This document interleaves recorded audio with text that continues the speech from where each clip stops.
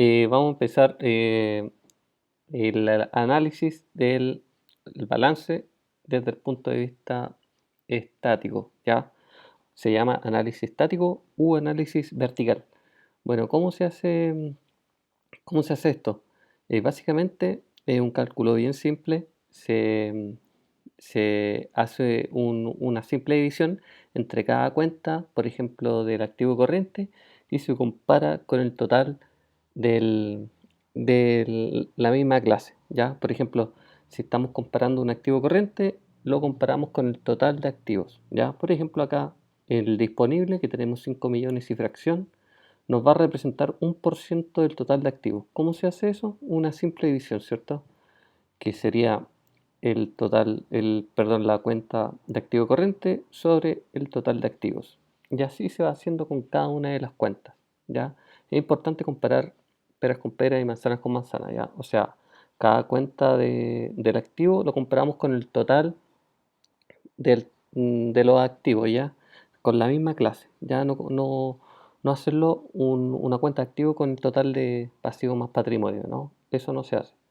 Entonces, vamos comparando así y haciendo el cálculo con cada una de las cuentas. Por ejemplo, acá, deudores por venta neto, que sería la cuenta que mayormente pesa en el balance este año, serían los 414 millones, ¿cierto? Porque tenemos esta cifra en millones sobre el total de los activos. Y eso me da un peso de 56%, ¿ya?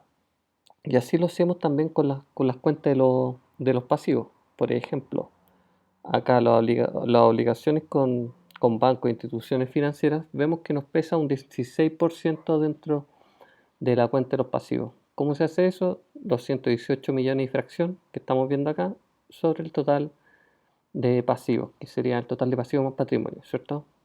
Entonces, así lo hacemos con cada una de estas cuentas. ¿Y para qué sirve esto? Bueno, básicamente para ver si nos encontramos con equilibrio o desequilibrio financiero.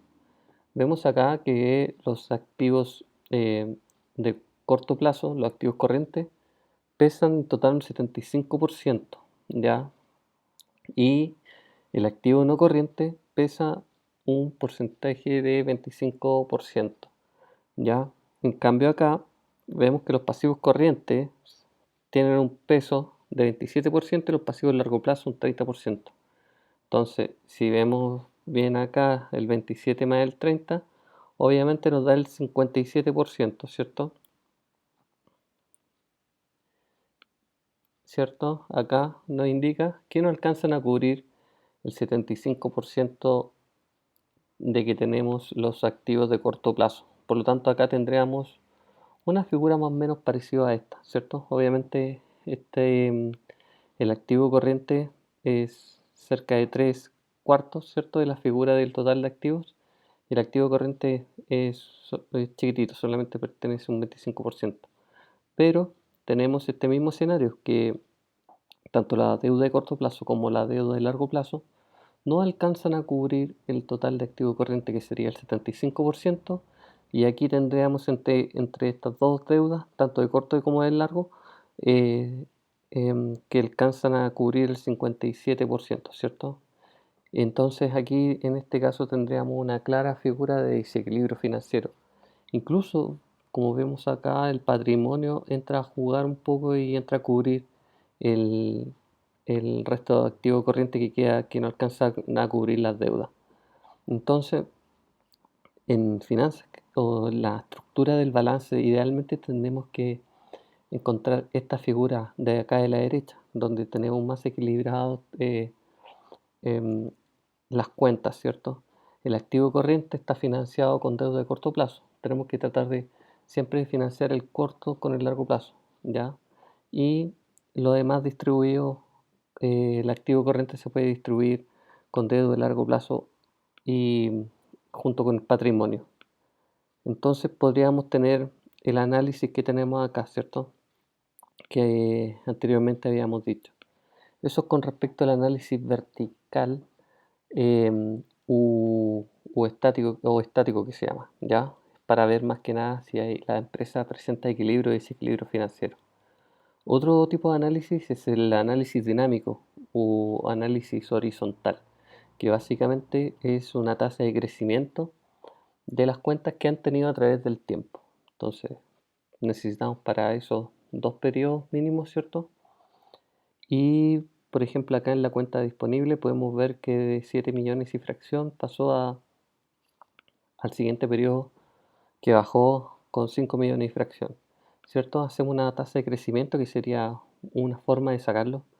Sería el último periodo menos el anterior y todo eso partido por el anterior, ¿cierto? Y lo sacamos en forma porcentual y vemos que cayó menos 19%.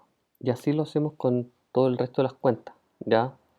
Básicamente esto se hace para ver el crecimiento o decrecimiento que han tenido las cuentas y ver eh, las variaciones más importantes, ¿ya?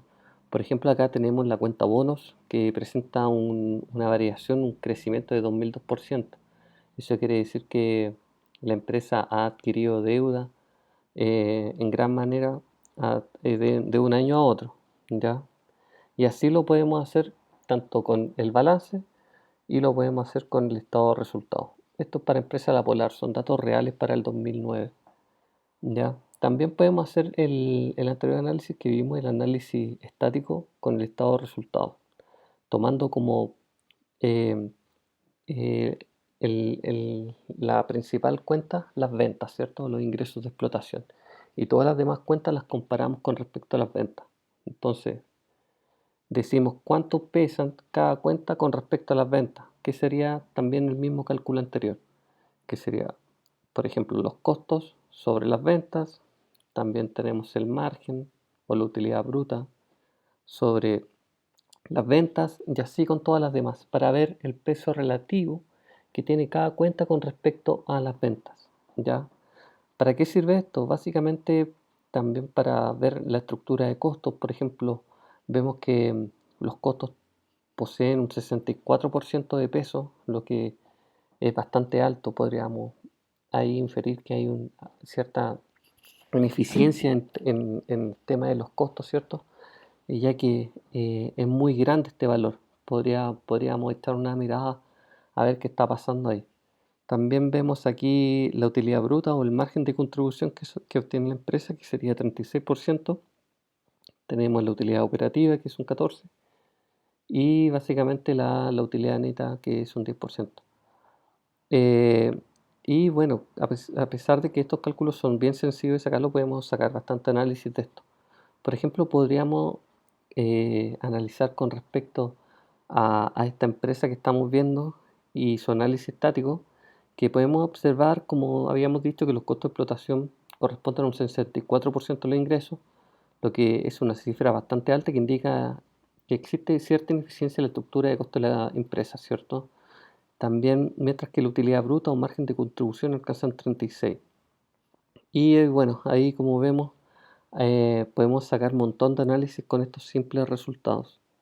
Y también establecer un diagnóstico y establecer también ciertas recomendaciones que podríamos hacer. También podemos hacer en el estado de resultado del análisis dinámico u horizontal, como habíamos dicho anteriormente, que básicamente es la tasa de crecimiento de un periodo a otro, ¿cierto? Que sería el último periodo menos el anterior y todo eso partido por el anterior. Entonces, vemos que de un periodo a otro hay una caída, ¿cierto? Leve de 1%. Pero si nos fijamos bien, hay una caída de las ventas de 1%, sin embargo los costos aumentan un 9%. Eso quiere decir que no está creciendo a la misma velocidad. También hay que ver ahí cierta ineficiencia que puede incurrirse quizás. Y hay que estudiarla y ver qué pasa ahí. Ya, también, por ejemplo, hay que ver el tema del tipo de cambio, quizá otros riesgos. Esta empresa, la Polar en Chile, se dedica al retail, ¿cierto?